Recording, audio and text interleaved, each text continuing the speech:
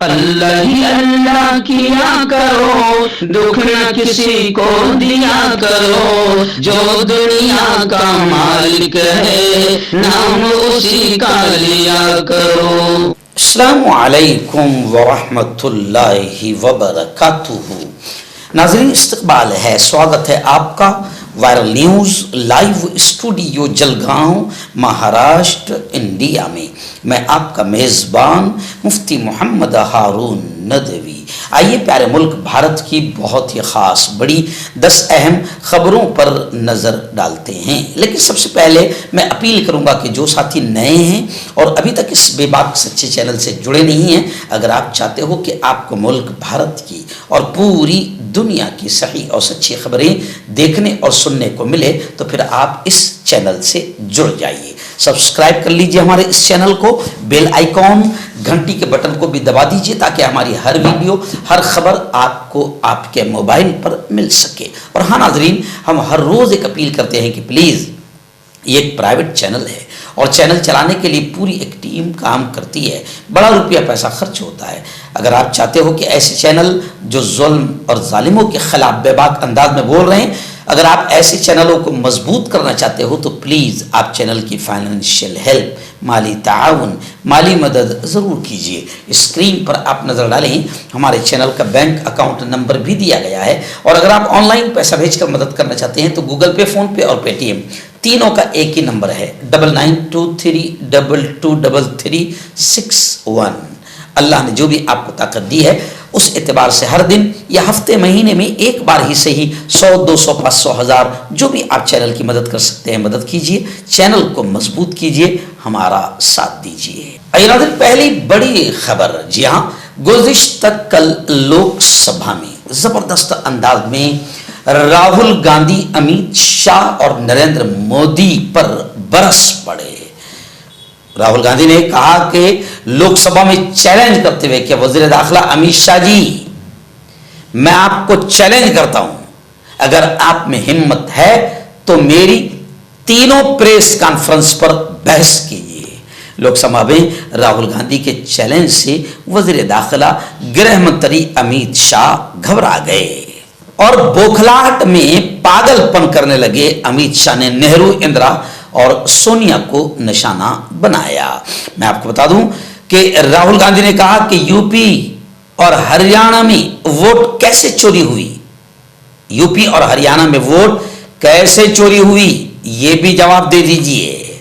अमित शाह कहने लगे कि मैं आपके हिसाब से नहीं चलूंगा, मुझे यहां किस तरह बोलना और कब बोलना है इसका फैसला मैं खुद करूंगा। तो खैर, गुज़िश्ता कल अमित शाह का चेहरा खुद बॉम्ब मार रहा था, बतला रहा था कि कितना घबराए हुए हैं अमित शाह। इस मौके पर लोकसभा के रुकन रविशंकर प्रसाद ने कहा कि शिकस्त से मायूस कांग्रेस इलेक्शन कमीशन पर इल्जाम आयद कर रही है।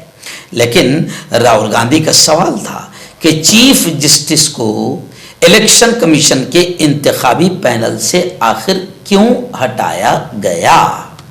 और राहुल गांधी ने यह भी सवाल किया कि आखिर इलेक्शन कमीशन को बासपुरुष से, पकड़ से, पूछताछ से दूर क्यों रखा गया, उससे पूछताछ क्यों नहीं हो सकती है। इसलिए कि आपकी नापाक नियत पहले से ही तय थी कि इलेक्शन कमीशन के जरिए से हम वोटों को कटवाएंगे और अपोजिशन के इलाकों में वोटों को, खास तौर से अपोजिशन के इलाकों में जहां पर अपोजिशन को वोट्स मिलती है वहां पर हम वोटों को काटेंगे और अल्पसंख्यक को निशाना बनाएंगे। खैर, राहुल गांधी जिस तरीके से बरसे और कहा कि हिम्मत है तो मेरी तीनों प्रेस कॉन्फ्रेंस पर बहस कीजिए, अमित शाह बौखला गए और उनके चेहरे से घबराहट साफ नजर आई। अगला दिन दिल्ली फसाद मामला। आप जानते हैं कि दिल्ली फसाद मामले में अभी तक के असल जो मुजरिम हैं वो तो सब आज़ाद घूम रहे हैं, लेकिन इस मामले में जिन स्टूडेंट्स, छात्राओं को उमर खालिद और शर्जील इमाम, गुलफिशा फातिमा, ये तमाम लोगों को मुजरिम बनाकर जेल की सलाखों में ठूसा गया है। खबर आ रही है कि दिल्ली फसाद मामले में उमर खालिद और शर्जील इमाम की जमानत पर सुप्रीम कोर्ट ने फैसला महफूज कर लिया। वकील सिद्धार्थ ने कहा कि शर्जील को फसाद से कुछ रोज पहले ही 28 जनवरी 2020 को गिरफ्तार कर लिया गया था। ऐसे में तकारीर की बुनियाद पर फसादात के मुताल्लिक किसी भी तरह के मुजरिमाना साजिश का इल्ज़ाम लग ही नहीं सकता है। इसके बावजूद फसादात का इल्ज़ाम लगाकर बाकायदा शर्जील को फसाद से कुछ रोज पहले जो गिरफ्तार थे उनको भी उस फसाद का मुजरिम बनाया गया है। नाज़रीन, शराब को लेकर, शराब की दुकानों के लाइसेंस को लेकर एक बड़ी खबर आ रही है। जी हाँ, महाराष्ट्र के उप मुख्यमंत्री अजीत दादा पवार ने कहा कि शराब की दुकानों के लिए हाउसिंग सोसाइटी का एनओसी लाजमी है। रियासती नायब वज़ीर आला अजीत पवार ने बुध को असेंबली में ऐलान किया कि महाराष्ट्र में अब शराब फरोख्त करने वाली तमाम दुकानों, खा वो देसी हो या फॉरेन, इन तमाम को मौजूदा तिजारती मकामात पर कारोबार शुरू करने से पहले वहां की मुतअल्लिका हाउसिंग सोसाइटी से बाकायदा नॉन ऑब्जेक्शन सर्टिफिकेट हासिल करना लाजमी होगा। उन्होंने जोर दिया कि पॉलिसी का निफाज पूरे महाराष्ट्र में एक जैसे ज़ाब्तों के साथ किया जाएगा। यानी शराब की दुकान आपके मोहल्ले में, आपकी सोसाइटी में आपकी मर्जी के बगैर नहीं खुल सकती। इसलिए लोगों को जागना होगा और शराब की दुकान अगर कहीं खुल रही है आपके अपने करीब में तो उसको रोकने का इख्तियार आपको है। नाज़रीन, आज जुमेरात का दिन है और हर जुमेरात को रात 9 बजे हमारे इस चैनल पर किसी अहम उन्वान पर इस्लाही बयान होता है। तो आज भी बहुत ही अहम उन्वान पर रात 9 बजे इस चैनल पर वायरल न्यूज़ लाइव, इस चैनल पर लाइव बयान होगा। आप अपने पूरे परिवार के साथ रात इस बयान को ज़रूर देखें और अपने दोस्तों को भी इस बयान को देखने की दावत दें। नाज़रीन, SIR आप जानते हैं कि किस तरीके से SIR के जरिए से भारतीय जनता पार्टी और इलेक्शन कमीशन साठ गांठ करके लाखों लोगों को वोट से काट रहे हैं। और क्यों काट रहे हैं ये भी बार बार आपने सुन लिया होगा कि भारतीय जनता पार्टी चाहती है कि जहां वोट उनको नहीं मिलते वो वोट ही काट दिए जाए, न रहेगा बांस न बजेगी बांसुरी। तो गुज़िश्ता कल लोकसभा में MIM के असदुद्दीन ओवैसी ने SIR की मुखालिफत करते हुए, विरोध करते हुए ओवैसी ने दावा किया कि SIR ये मजहब के नाम पर लोगों को वोट देने के हक से महरूम करने की एक कोशिश है। हम SIR की मुखालिफत करते हैं। और SIR पर बोलते हुए असदुद्दीन ओवैसी ने लोकसभा में मुस्लिम अरकान पार्लियामेंट की कम तादाद पर भी अफसोस का इजहार किया। बहुत सही इजहार किया उन्हें बड़ा अफसोस है कि पार्लियामेंट में भी मुसलमानों की तादाद कम है। जी हाँ, तो अब सोशल मीडिया पर लोग कहने लगे कि जनाब आपकी वजह से ही तो मुसलमान पार्लियामेंट में भी नहीं पहुंच पा रहे, विधानसभा में भी नहीं पहुंच पा रहे। आप मुसलमानों की क़यादत को बढ़ाने और मजबूत करने की बात करते हैं, लेकिन जहां जहां मुसलमान जीतने वाली सीटें हैं आप उनके सामने सीट खड़ा करते हैं। आप किसी मजबूत हिंदू कैंडिडेट के सामने सीट खड़ा नहीं करते हैं। आप जहां पर सेकुलर वोट मजबूत है और वहां पर कांग्रेस जीत सकती है या कोई मुसलमान जीत सकता है तो वहीं पर आप सीट खड़ा कर सकते हैं। तो आपकी ही बदौलत और आपकी ही बरकत से विधानसभा में भी मुस्लिम उम्मीदवार कम पहुंचने लगे हैं और पार्लियामेंट में भी मुस्लिम उम्मीदवार कम पहुंचने लगे हैं। बिहार में आपने 21 मुसलमान विधायक बनते थे, आपकी वजह से वो 9 पर आकर थम गए। तो लोगों ने जबरदस्त अंदाज में असदुद्दीन ओवैसी को ट्रोल करना शुरू कर दिया। नाज़रीन, आप जानते हैं कि अजीत दादा पवार का बेटा पार्थ पवार एक बड़े जमीन घोटाले में नाम सामने आया है।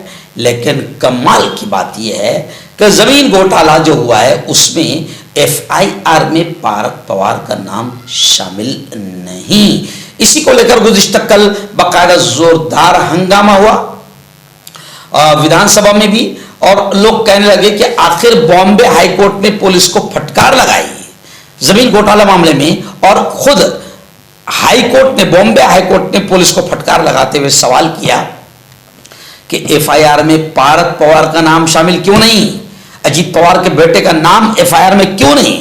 हुकूमत का मौकफ पहले दिन से क्लियर है। फडणवीस का कहना है कि हुकूमत का मौकफ पहले दिन से क्लियर है कि जो भी कसूरवार पाया गया उसके खिलाफ कार्रवाई की जाएगी। लेकिन जनाब फडणवीस साहब, अरे एफआईआर में पारस पवार का नाम ही शामिल नहीं है तो उन पर उनको कसूरवार बनाना ही दूर की बात है। आपकी गोद में आकर बैठने वाले अजीत पवार, उनके घोटाले और उनके करप्शन भी खत्म कर दिए हो गए हैं और अभी उनके बेटे पारस पवार का नाम भी एफआईआर में शामिल ही नहीं किया गया।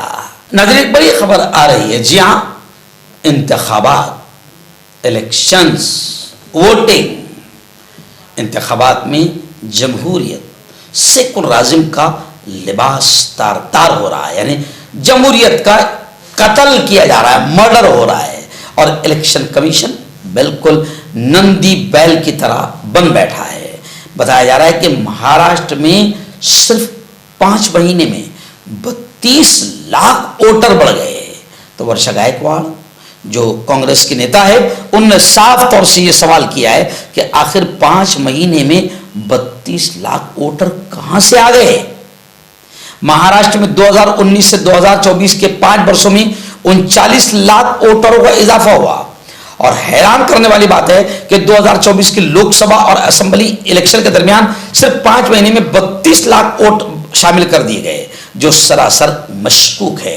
यानी ये तमाम चीजें बता रही है कि इलेक्शन कमीशन और भारतीय जनता पार्टी की 60 गांठ से जमहूरियत का मर्डर हो रहा है।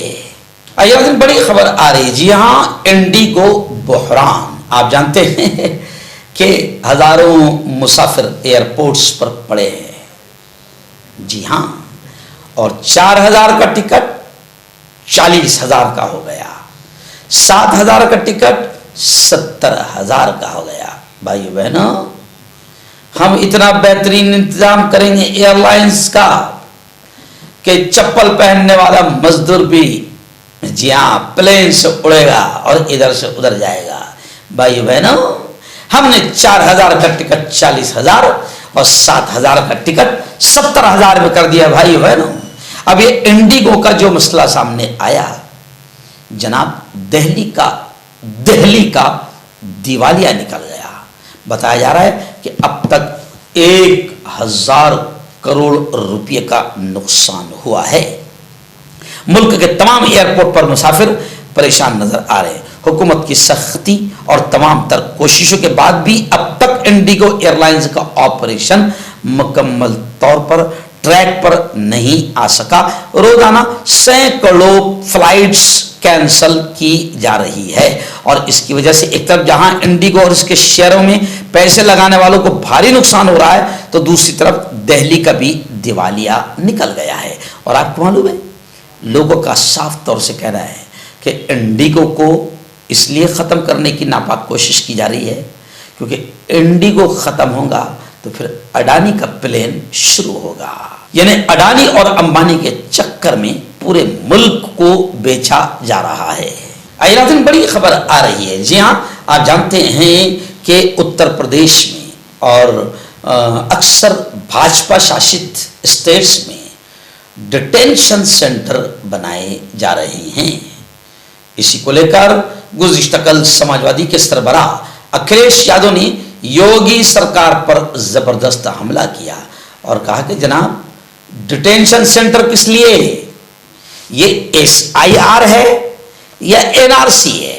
एक्चुअल में NRC लाने के लिए बाकायदा SIR लाया गया है क्योंकि NRC के खिलाफ पूरे मुल्क में माहौल बना था, तो NRC ना कहते हुए SIR लाया जा रहा है और SIR NRC ही की तरह एक शैतानी हरकत है और ख़ासतौर से मुल्क को उलझा कर रखने की और अल्पसंख्यक को परेशान करने की एक नापाक शैतानी साजिश है। इसी को लेकर अखिलेश यादव ने कहा कि अगर डिटेंशन सेंटर मुल्क में बनाए जा रहे हैं तो फिर ये जो करवाया जा रहा है ये SIR है या NRC है। इसलिए तमाम अल्पसंख्यक को SIR को लेकर जागना होगा और जमहूरी तरीके से लड़ाई लड़नी पड़ेगी। आइए, बड़ी खबर आ रही। जी हाँ, वंदे मातरम पर 10 घंटे बहस हुई। बहस होने के 2 दिन पहले ही जब मुद्दा आ रहा था कि वंदे मातरम पर बहस होगी, तो उसी वक्त मैंने जो जुमले कहा था, आज तमाम मुल्क में वो जुमले बोले जा रहे हैं। मैंने कहा था कि वंदे मातरम पर बहस इसलिए करवा रहे हैं नरेंद्र जी मोदी कि वंदे मातरम पर बहस होगी, और वंदे मातरम जब शुरू हो जाएगा तो बेरोजगारी खत्म हो जाएगी, भुखमरी खत्म हो जाएगी, रेप खत्म हो जाएगा, महंगाई खत्म हो जाएगी, जी हाँ, मुल्क का विकास हो जाएगा।